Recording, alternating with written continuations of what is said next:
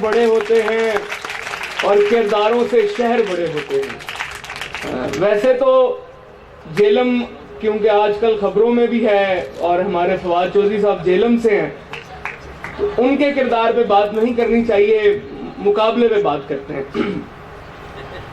دو تین چیزیں ہیں جی ڈیکلیمیشن کے حوالے سے، جب شمائل نے بھی بتایا ڈیکلیمیشن اسکول آف تھاٹ تین چیزوں پہ جو ہے وہ بلیو کرتا ہے یا تین چیزوں پہ چلتا ہے، وہ ہے اسکیل، سٹائل اور ڈیلیوری، تین چیزیں، اور چوتھی چیز کنٹینٹ، یعنی کہ آپ بول کیا رہے ہیں۔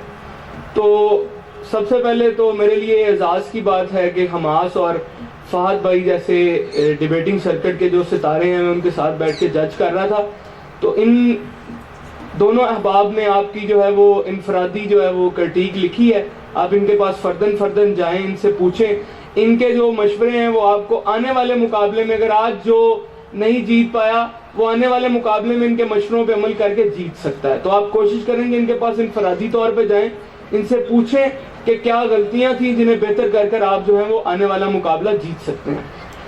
اس کے بعد جو چیز ہے وہ یہ ہے کہ یہ جو پوڈیم ہے، کیونکہ اس کے درمیان عمومی طور پہ اس نے آپ کی اور میری کپ کپاتی ہوئی ٹانگوں کو چھپایا ہوتا ہے، وہ یہاں سے نظر آ رہی تھی۔ خیر، یہ پیغمبری ہے، یہ اللہ کے نبی صلی اللہ علیہ وآلہ وسلم کا کام ہے، تو جب آپ اس پہ آتے ہیں تو اس کی بے توقیری نہ کریں۔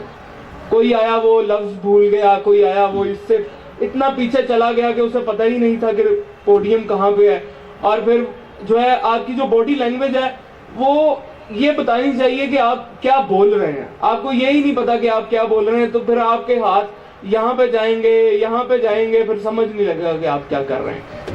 تو یہ کچھ باتیں ہیں جن پہ آپ عمل کریں۔